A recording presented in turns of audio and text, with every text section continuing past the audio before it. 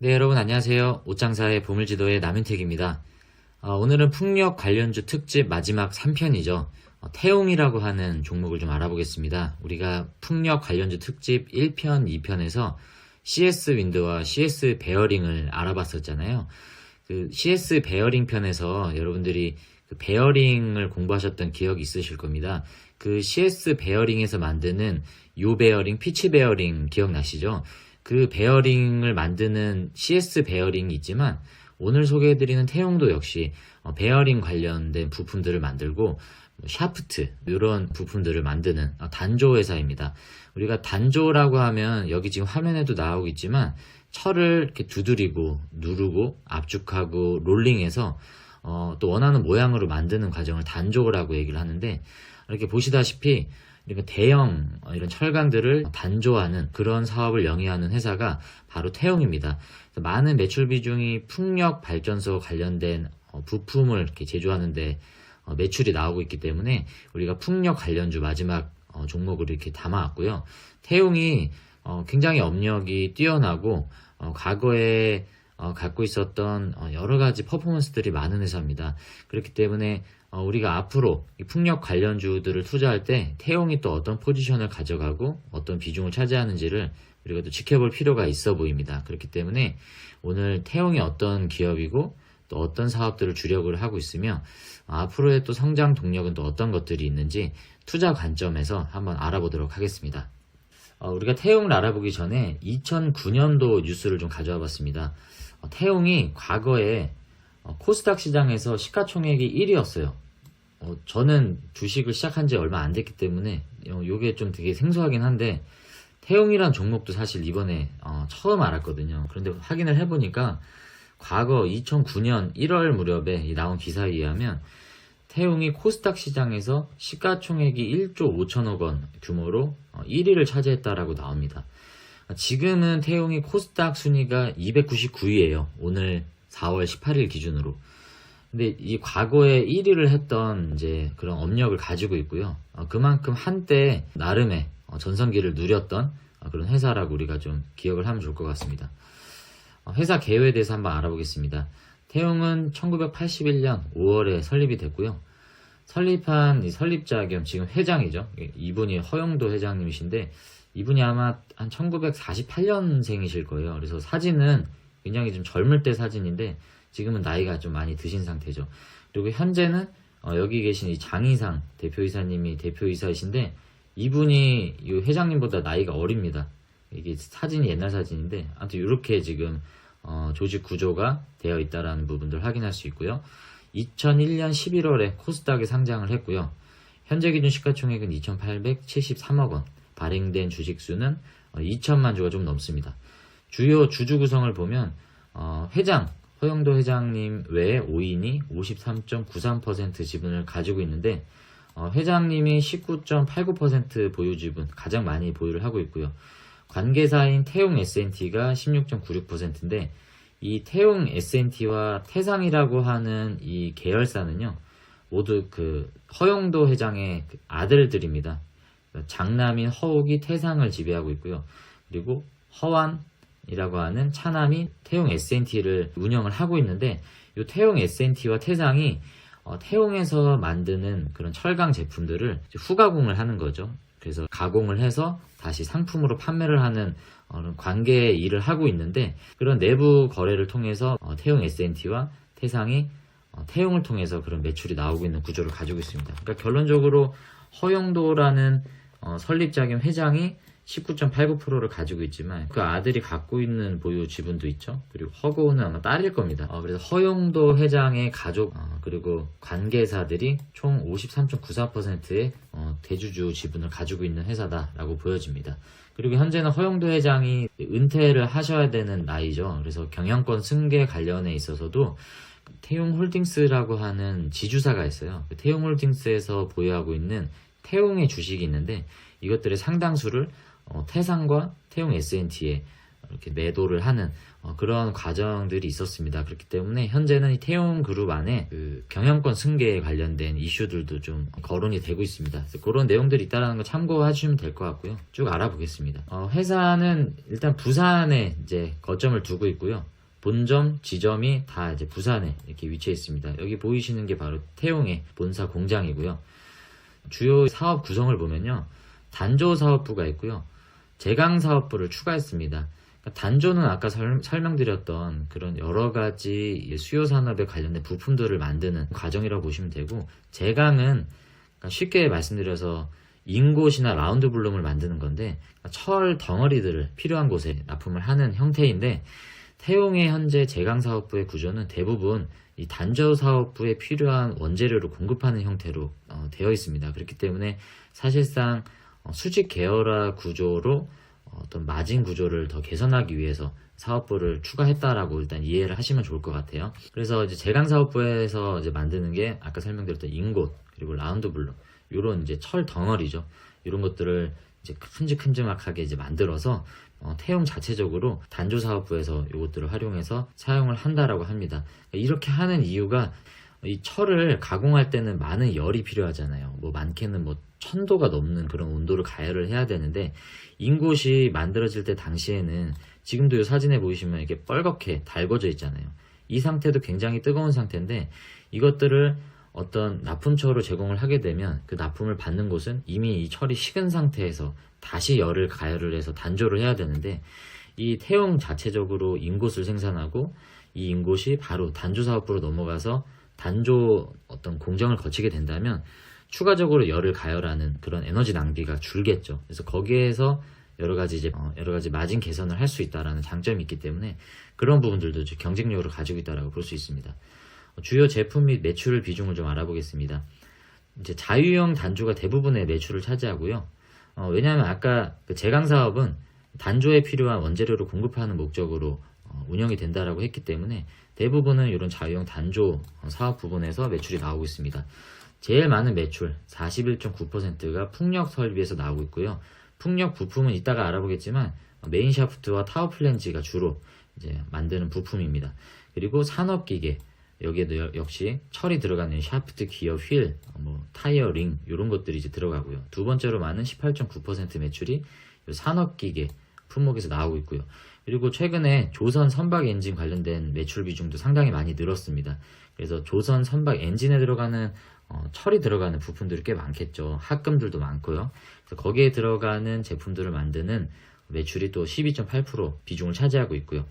그리고 기타 산업 플랜트, 원자력 발전소 이런 부분에도 철이 필요하기 때문에 그런 대형 철 부품에 만드는 단조품에 태용의 제품들이 납품이 되고 있습니다.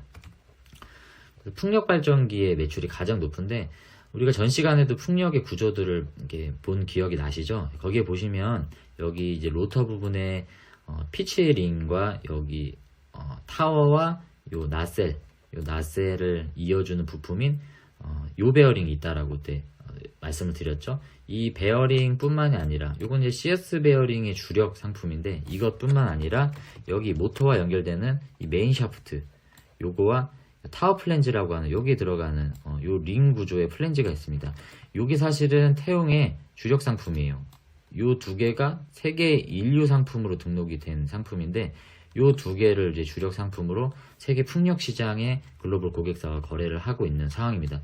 물론 피치 베어링과 요 베어링도 생산을 하긴 하는데, CS 베어링 같은 경우에는 태용에서 공급을 받는지는 제가 확인을 못했는데, 태용과 같은 이런 철강 제조업체에서 철을 공급을 받아서 이 링을 가지고 여기에 이제 세부적인 가공을 해서 만드는 게 CS 베어링의 사업 영역이고, 태용은 어떻게 보면 더 상위에 이것들을 다 포함하는 그런 단조 공정을 같이 포함하고 있기 때문에 태용의 사업 영역이 CS 베어링보다는 좀 더 포괄적이다라고 여러분들이 이해하시면 좋을 것 같습니다.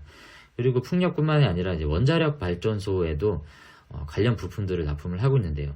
이 원자력 발전소의 구조입니다. 우리가 원자력 발전소에 대한 구조를 공부할 지금 필요는 없지만 내부 구조를 보면 이제 이렇게 생겼다라고 나오죠. 여기 안에 세부 구조를 보면 한 17가지 정도 되는 부품이 들어갑니다. 사진에서 보이시는 이런 쉘 부품류들을 태용해서 만드는 것 같습니다. 그래서 원자력 발전소에 들어가는 요 17개 정도 되는 이런 부품군들을 만들어서 납품을 하고 있다. 그리고 조선업에도 이런 선박용 엔진이 들어가는데 선박 자체가 굉장히 크잖아요. 그렇기 때문에 엔진도 굉장히 큰데 거기에 들어간 이런 대형 부품들을 태용이 만들고 있습니다. 그래서 피스톤 헤드, 피스톤 로드, 그리고 여기는 샤프트 관련된 부품들이 많이죠. 그러니까 철 관련된 이런 엔진 부품들을 태용해서 이렇게 만들고 있습니다. 산업 플랜트 내에서도 이런 다양한 관련 부품들을 생산을 하고 납품을 하고 있습니다. 그러면 태용의 경쟁력을 요약한 것을 좀 보겠는데요. 이게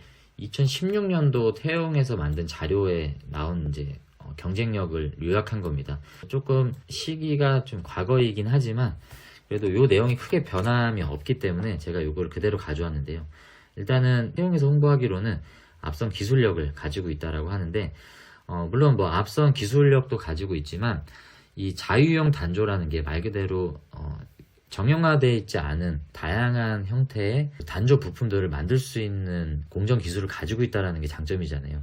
대기업이 사실 이 부분에 뛰어들지 못하는 이유가 대기업들은 소품종 대량 생산에 체계화가 되어 있기 때문에 대기업의 입장에서는 이런 커스터마이징이 가능한 이런 자유형 단조 시스템의 그 체계가 적합하지가 않습니다. 그렇기 때문에 대기업이 진출하기 어려운 그런 시장을 선도하고 있는 단조 회사이기 때문에 35년 동안 이런 사업의 경험 노하우를 가지고 있는 경쟁력이 있다라는 부분이고, 일관 생산 시스템 같은 경우는 아까 말씀드렸던 이제 제강사업부와 단조사업부를 같이 연계를 하기 때문에 여기에서 오는 품질 개선과 원가 절감을 통해서 경쟁력 강화를 할 수 있다라는 부분들을 또 어필을 하고 있고요.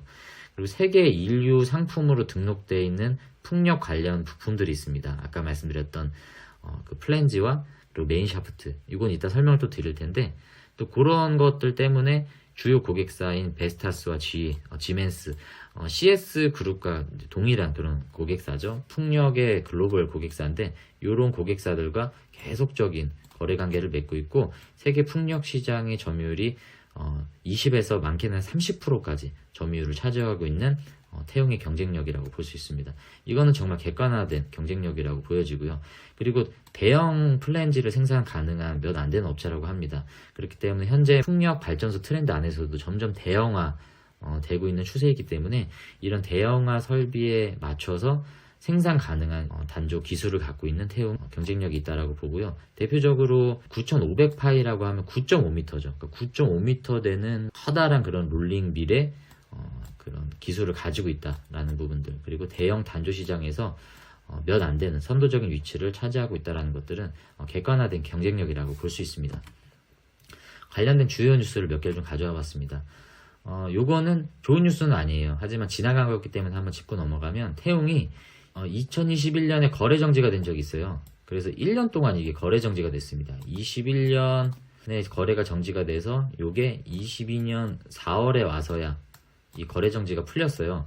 그래서 왜 거래 정지가 됐었느냐라고 뉴스를 찾아보니까 20년 10월 31일 보고기간 매출 원가 자료를 요청했지만 충분하고 적합한 감사 증거를 입수할 수 없었다라는 회계법인의 이런 한정 의견 제시를 통해서 이 거래가 정지가 되었습니다. 그래서 이의 신청을 했죠. 그래서 이의 신청을 한 뒤에 태용이 1년 동안의 상장 실질 적격성 심사를 이제 거치게 됩니다. 그래서 얘네가 상장 폐지 사유가 이제 됐는데 상장 폐지를 해야 되는지 하지 않아도 되는지에 대한 심사 기간을 1년 동안 가지게 된 거죠. 그래서 결론적으로는 지금은 22년 4월 기준으로 거래가 재개됐다라는 거는 통과가 돼서 다행히 이런 악재가 이제 해소가 되고 어떤 해프닝으로 이렇게 끝났다라고 볼 수 있는 상황이 됐는데, 과거에는 이런 일들이 있었다라는 것들을 한번 가져와 봤고요.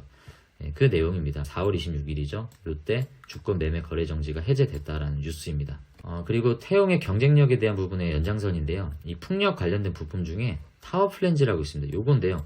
이게 이렇게 보시면 여러분들이 되게 작은 것 같지만 이게 풍력 타워에 들어갈 만큼 굉장히 이게 큽니다. 그래서 이 굉장히 큰 부품을 여기에 지금 들어가는 부품인데, 이 제품이 세계 인류 상품이라는 인증을 받았어요. 이 세계 인류 상품의 인증을 받기 위한 조건이 세 가지가 있는데, 첫 번째는 시장 점유율이 전 세계 5위 이내 또는 10% 이상 돼야 되고, 이 해당 품목이 시장 규모 연 5천만 달러 이상이 돼야 된다고 합니다. 그리고 수출 규모가 500만 달러 이상 되는 그런 상품들만 모아서 세계 인류 상품에 인증을 해주는 그런 절차가 있다라고 해요. 근데 이 타워 플랜즈가 바로 이제 그런 인증을 받았다라고 볼 수 있습니다. 그렇기 때문에 이런 세계 인류 상품을 주력으로 생산하는 태용이 이제 경쟁력이 있다라고 보여주고요. 이 메인 샤프트와 이 타워 플랜지죠. 이 두 개가 경쟁력이 있는 상품이고, 이게 풍력 관련된 제품으로 납품이 되는데, CS 윈드가 타워를 생산하고, 그리고 CS 베어링은 요 베어링과 피치링 요 두 개만 커버를 하는데, 여기에 제외된 요 메인 샤프트와 이런 타워 플랜지도 이제 주력 부품이죠. 이런 것들은 태용이 또 커버를 하기 때문에 어떻게 보면 경쟁 관계에 있지만 또 상호 보완적인 그런 관계에 있다라고 보여지기도 합니다. 그래서 그 내용에 대한 다시 부연 설명이에요.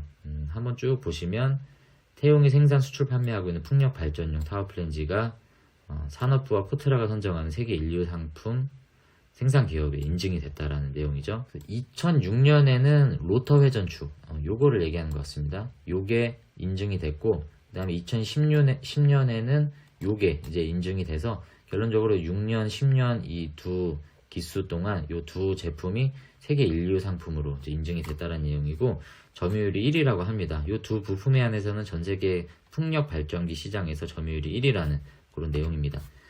그리고 이 뉴스 자료를 좀 캡처를 했는데요. KNN 뉴스에서 나온 자료인데, 이 태용에서 우주항공 부품업 진출했다라는 내용입니다. 2020년 1월 뉴스예요. 좀 된 뉴스여서 과거 뉴스긴 한데, 풍력 관련 부품, 산업 플랜트 부품뿐만 아니라 우주항공 부품으로도 진출을 했다라는 내용인데, 어떤 것이냐라고 봤더니 우주 왕복선 발사대 부품, 아마존과 나사 이제 이런 회사에서 우주 왕복선을 개발을 본격화했던 시기들 여러분 아마 기억하실 겁니다. 그때 거기에 발사대 부품으로 태용에서 70톤 규모의 단조 부품 16개를 납품하는 계약을 체결을 합니다. 그래서 그것과 관련된 이제 내용이기 때문에 이제 우주 관련 부품에도 태용이 이제 매출 섹터를 가져가게 되는 그런 내용이었습니다. 그 뉴스가 이게 나온 건데, 태용이 아마존, 테슬라, 나사 등이 추진 중인 우주여행 프로젝트 핵심 부품, 그 핵심 부품 납품 기업으로 선정됐다라고 하는 그 뉴스입니다. 그리고 또 다른 뉴스인데, 해상풍력 기업과 1250억 원의 계약을 체결했다라는 내용입니다. 유럽 해상풍력용 파운데이션 제작 기업과 공급 MOU를 체결을 했는데, 이게 가능한 거는 오랜 기간 축적되어 온 글로벌 파트너십의 성과다. 그런 내용이고요. 2000년대 중반부터 풍력 발전 사업에 뛰어들어서 베스타스, G, 지멘스 가메사 등과 이런 프로젝트 사업을 장기간 협업을 해왔다라는 부분이고, 풍력 발전용 단조품 분야 세계 인류 상품 2종을 보유했다. 아까 소개한 내용이죠. 그래서 시장 점유율 30%를 차지하고 있다. 그렇기 때문에 앞으로 2030년까지 급성장하고 있는 해상 풍력 발전 단조품 시장에서도 확실한 실적을 나타낼 수 있을 것으로 기대된다라는 내용입니다. 그리고 요거는 또 다른 내용인데요. 크랭크 스로우스라고 하는 인증 취득권이라고 합니다. 요거는 뭐냐면 세계 2대 엔진 업체 중에 하나인 맨 에너지 솔루션스라고 하는 이제 선박 엔진 기업이 있나 봐요. 여기에 크랭크 샤프트의 핵심 부품인 크랭크 스로우에 대한 이런 인증을 받았다라는 내용입니다. 그러니까 뭔지는 자세히 모르겠지만 선박용 엔진에 들어가는 부품이다라는 것들이고, 선박이라 하면 이제 조선 관련 엔진 사업이겠죠. 거기에 인증을 받았다라는 건데, 모든 엔진 유형용을 제작하기에 적합한 품질 검증 절차가 이루어진 만큼 신뢰성을 얻었다. 이제 그런 내용들인 것 같아요. 그래서 이런 인정을 받았다라는 건 어찌됐든 간에 기술력을 입증을 받았다라는 거고, 이게 풍력뿐만이 아니라 선박 관련된 매출이 더 증가할 수 있는 그런 기술 인증을 가졌다라는 것들로 좀 부연 설명이 될 것 같습니다. 마지막으로 재무와 차트를 좀 알아보겠습니다. 재무제표를 보면요, 작년에 와서 매출이 조금 더 다시 늘었습니다. 그렇기 때문에 매출은 좀 회복한 모습을 볼 수 있고요. 하지만 영업이익은 거의 반토막이 났죠. 영업이익은 좀 떨어졌고, 당기순이익도 큰 폭으로 71억 흑자에서 5억 흑자로 굉장히 큰 폭으로 좀 떨어진 모습이고요. 물론 20년 937억 적자에서 굉장히 많은 폭의 흑자 전환을 한 뒤이기 때문에 앞으로 23년 1분기 실적이 어떻게 되는지를 좀 봐야 되겠지만, 매출은 늘었지만 전반적인 영업이익은 좀 떨어졌다. 그래서 1%도 못 미치는 영업이익률을 좀 기록했던 매출이 증가한 사유를 보면 전방산업 활성화에 따른 매출액이 증가한 모습이고 영업이익이 떨어졌던 이유는 원재료 및 에너지 단가 증가에 따른 이익률이 감소한 사유다라고 회사 공시 자료에 이렇게 나와 있습니다.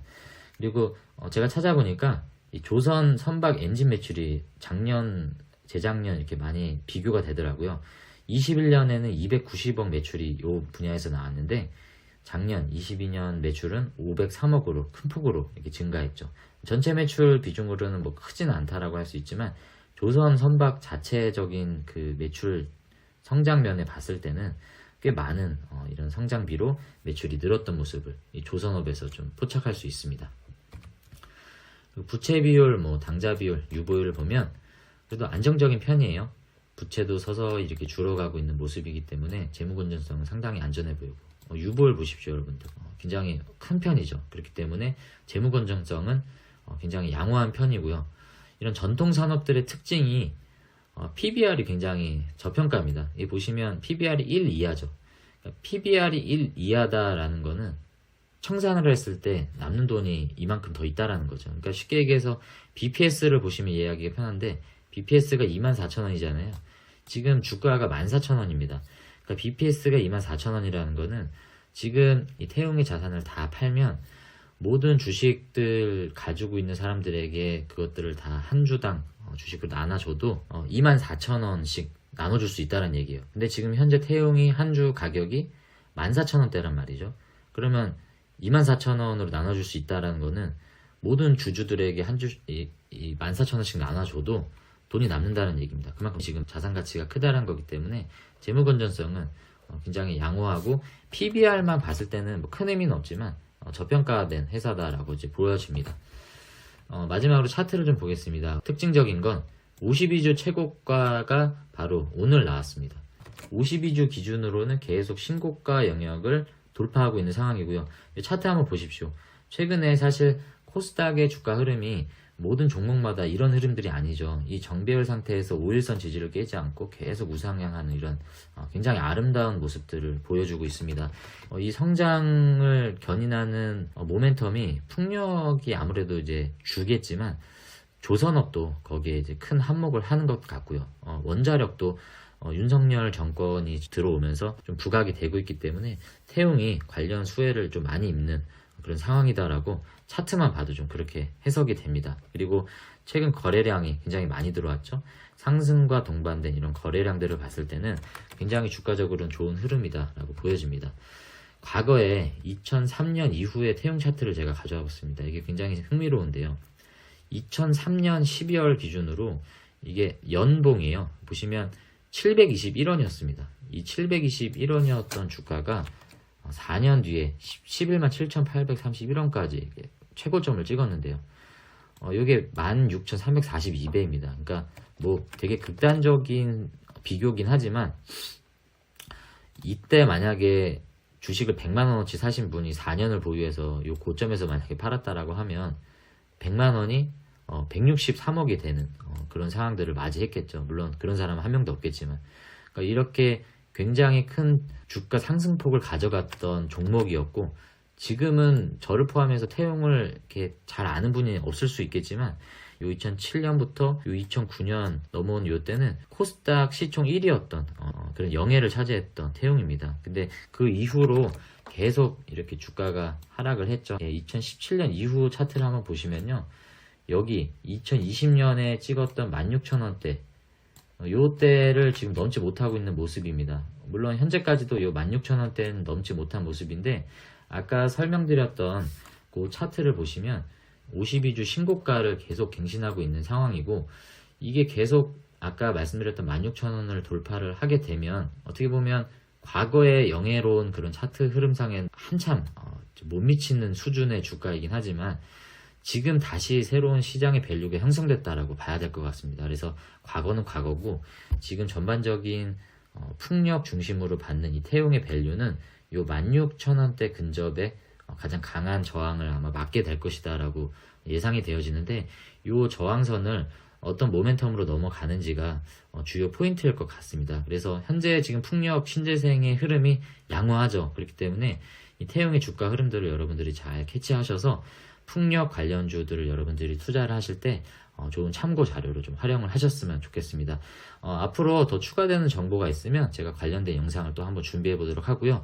풍력 영상은 이렇게 태용을 끝으로 이렇게 일단락을 짓도록 하겠습니다. 그래서 제가 준비한 풍력 관련 자료는 여기까지입니다. 다음 영상 시리즈는 AI 관련주 영상을 좀 준비할 예정입니다. 셀바스 AI를 시작으로 관련된 AI 영상들을 좀 준비할 예정이니까요. 여러분들도 저와 함께 영상을 통해서 같이 공부하시면 좋을 것 같고요. 질문 있으시면 언제든 댓글로 달아주시면 제가 공부해서라도 좋은 답변을 달아드리도록 하겠습니다. 우리 옷장사의 보물지도 김 대표님과 함께하는 라이브 방송 매주 월요일 토요일 공개 라이브로 진행하고 있으니 여러분들이 많은 참여와 그리고 구독과 좋아요도 꾹꾹 눌러주시고 여러분들이 많이 함께 해주시길 바라겠습니다. 그럼 저는 더 좋은 영상으로 다음에 다시 찾아뵙도록 하겠습니다. 감사합니다.